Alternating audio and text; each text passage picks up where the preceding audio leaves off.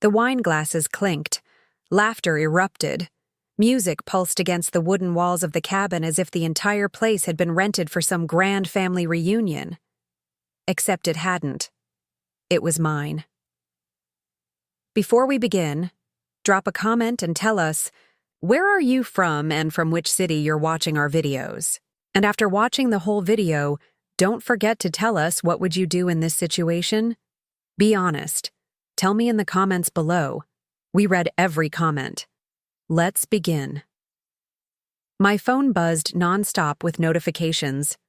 I was sitting in a crowded airport terminal, waiting for my connecting flight, when my best friend Harper texted, "You're not going to believe this. Check your inbox." I opened the videos she'd sent, and my jaw locked. There they were. My parents, my sister Jenna, her smug fiancé, even my cousin Logan, all dancing in the cabin I'd secretly bought 2 months ago.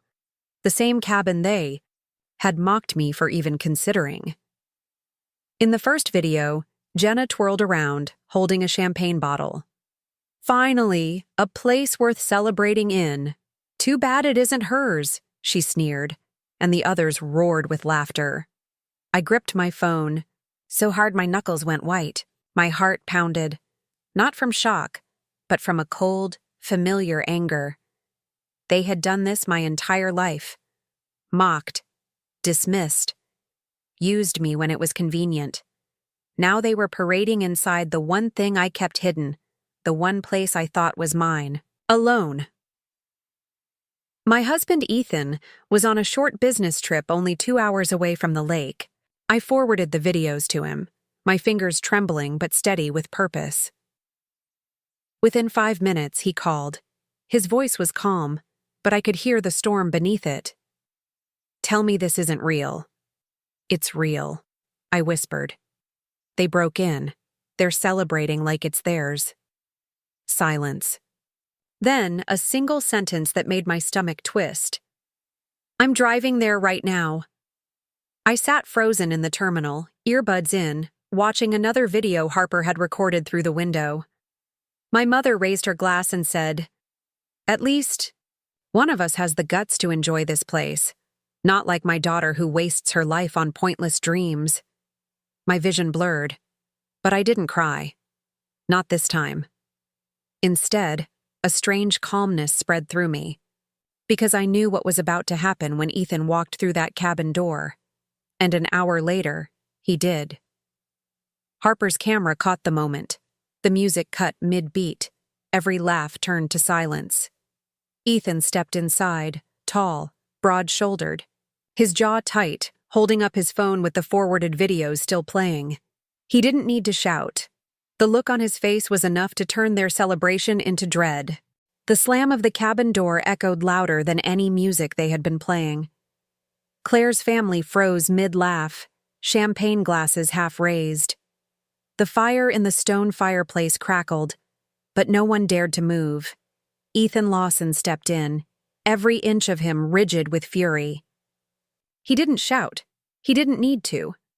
His silence was sharper than any blade.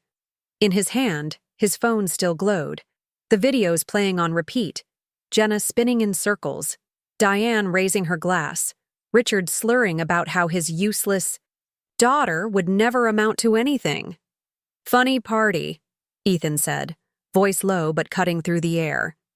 "Did my wife forget to invite me? Or did all of you forget this house doesn't belong to you?" Claire's mother, Diane, tried to chuckle, her face paling. "Ethan, darling, don't be dramatic. We were just breaking and entering." Ethan's tone turned icy. Mocking. Claire in her own home? Drinking? Celebrating like parasites in the one place she kept sacred? The champagne glass in Jenna's hand trembled. She glanced at Marcus, who whispered, "Stay calm. He won't do anything." But Ethan's eyes narrowed on him. "Marcus, isn't it? You laughed the loudest. Something funny about trashing your fiancé's sister behind her back?" Marcus opened his mouth, but nothing came out. Richard finally stood, puffing his chest as if reclaiming authority. "Listen, Ethan. This family built everything Claire has. She owes us. That cabin should have been shared, not hidden away.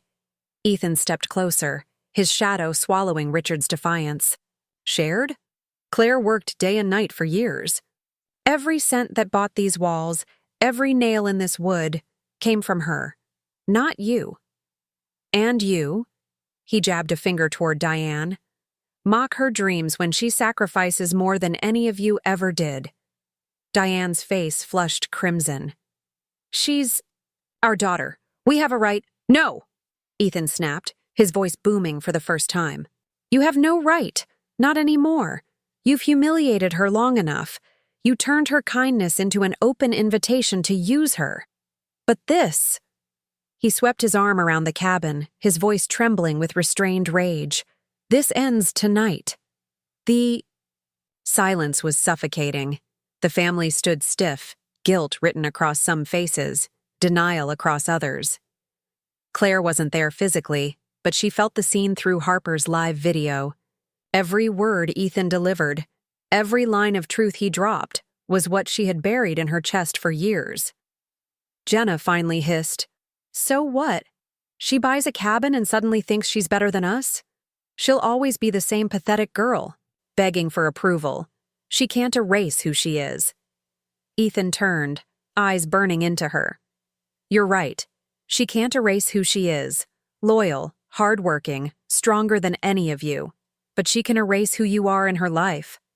After tonight, none of you will see her unless she chooses.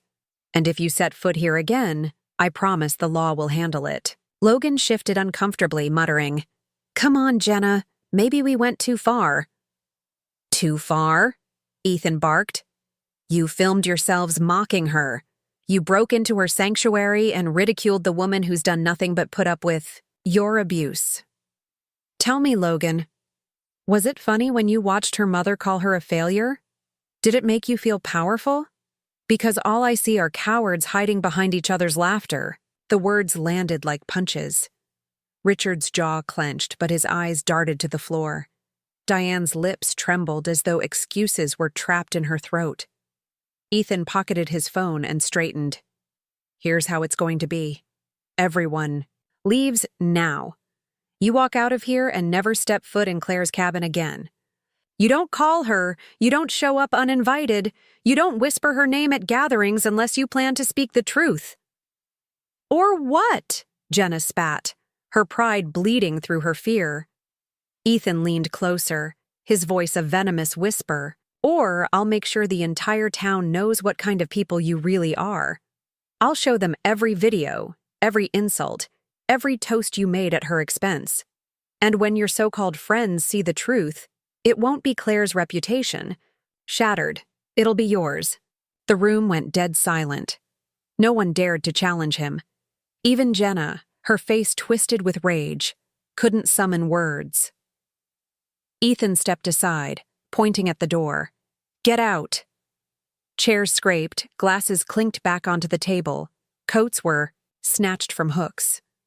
One by one they filed out, Diane muttering curses under her breath, Richard gripping her arm to shut her up, Jenna storming past with Marcus trailing like a coward, Logan keeping his eyes glued to the floor.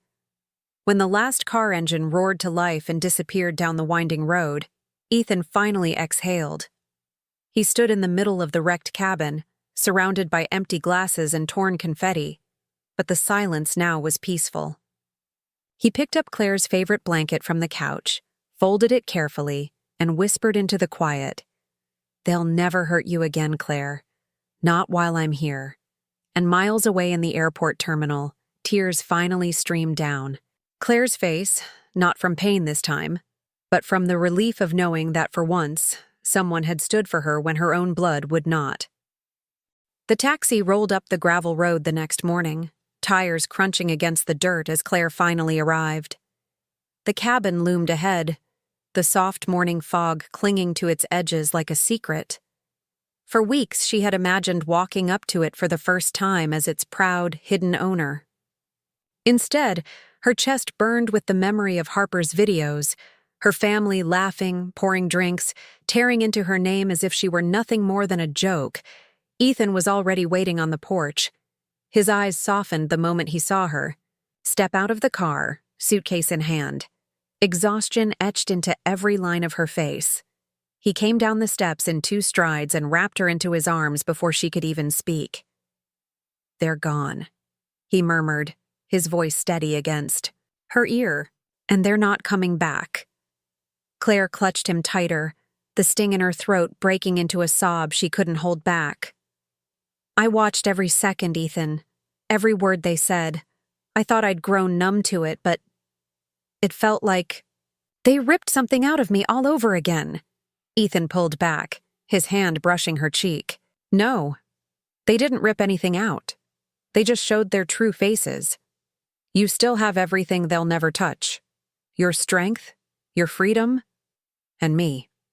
Claire nodded, but anger still simmered in her gut. She dragged her suitcase inside, and the sight nearly buckled her knees. Wine stains on the rug, crumbs on the counter. Chairs left scattered like a storm had blown through. They hadn't just invaded her sanctuary, they had desecrated it. "This was supposed to be my escape," she whispered, her voice cracking. "The one place that belonged to me alone. And they turned it into a circus." Ethan placed a hand on her shoulder. "Then we take it back. Not just the cabin, your story. No more being their scapegoat. No more letting them set the narrative. This is your chance to show them you're done being small." Claire sank onto the couch, gripping her knees as flashes of memory filled her head. Her father sneering when she turned down law school, her mother laughing when she failed to land a promotion, Jenna mocking her for dreaming too big. It was always the same chorus, "Claire's not enough." But last night had changed something.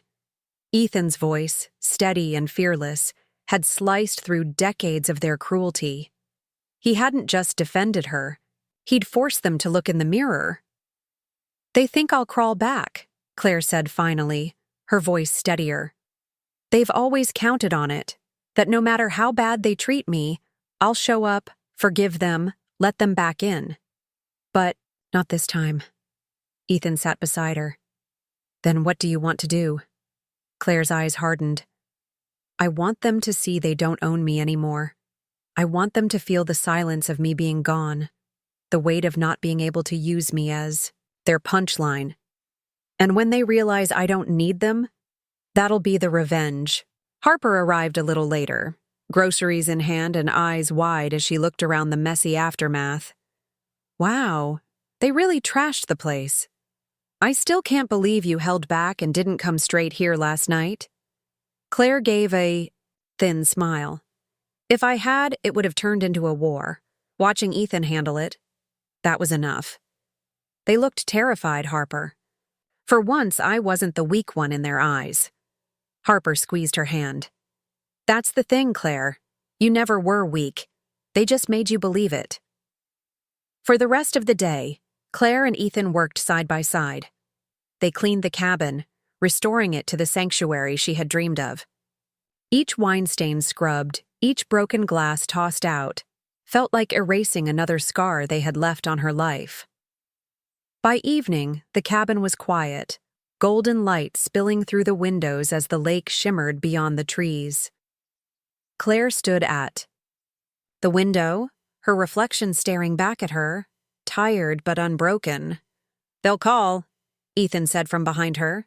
"They'll try to explain, twist it, make you feel guilty. Are you ready for that?" Claire's lips curved into a bitter smile.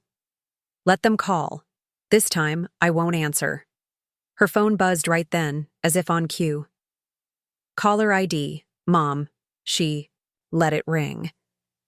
Then another came, this time from Jenna, then her father. Claire placed the phone face down on the counter and turned back to Ethan. "The silence will be louder than anything I could say." Ethan studied her with quiet pride. "That's my wife." For the first time in years, Claire didn't feel like a daughter desperate for scraps of love. She felt like herself, strong, independent. And she knew deep down, this was just the beginning of her transformation. Because revenge didn't always come in slammed doors or shouted words. Sometimes the sharpest revenge was absence, the undeniable truth that they no longer had power over her life. The cabin was hers. Her life was hers. And they would have to sit with that. The silence lasted 3 days. 3 days of unanswered calls, ignored texts, and unread voicemails piling up on Claire's phone. At first, it was easy to leave it untouched, but by the 4th morning, a knock rattled the cabin door. Claire froze. Ethan rose from his chair, shoulders tense, and opened it. Her parents stood on the porch, faces pale, the weight of sleepless nights etched in every wrinkle. Jenna and Marcus lingered behind them, whispering furiously, their smiles brittle. "Claire?" Diane began softly. "Please, can we come in?" Claire stood in the center of the cabin, arms folded. She shook her head. "No. Whatever you came to say it here." Richard cleared his throat. His usual booming confidence had thinned to a wavering rasp. "We made a mistake. Things got out of hand. We didn't mean to disrespect you." Claire cut him off, her voice sharp. "Didn't mean to? I watched you raise a glass to my failure, Dad. I watched you, Mom, laugh about how useless I am. That wasn't an accident. That was the truth you've been carrying for years." Jenna scoffed. "Oh, come on, Claire. You're being dramatic. Families fight. We were just having fun." "Fun?" Claire stepped closer, her eyes blazing.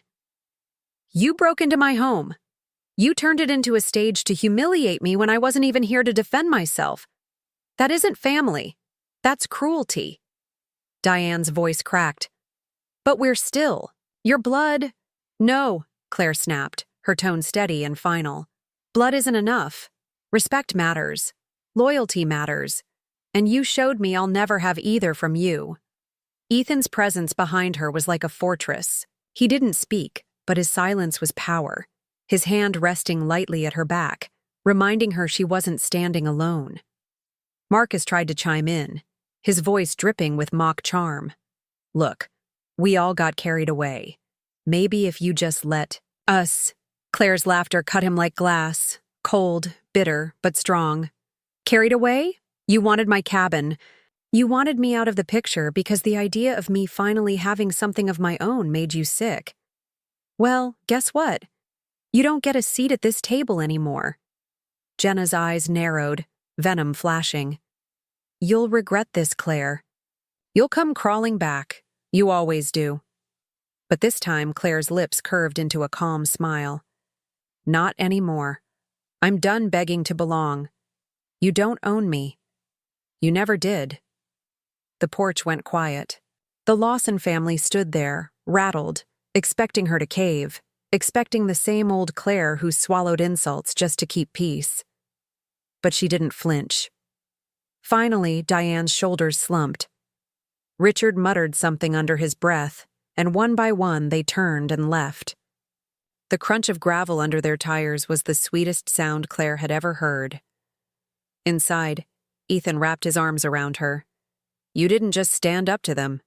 You buried the old version of you who thought you needed them." Claire leaned against him, the weight finally lifting.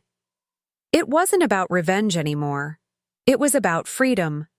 That evening, as the sun dipped behind the lake, Claire sat on the porch swing with Ethan and Harper. The cabin, once tainted by betrayal, now glowed with something stronger: peace. She realized the greatest victory wasn't seeing her family scatter in shame. It was knowing she had finally built a life where their approval no longer mattered. And, for the first time in her life, Claire Lawson felt untouchable.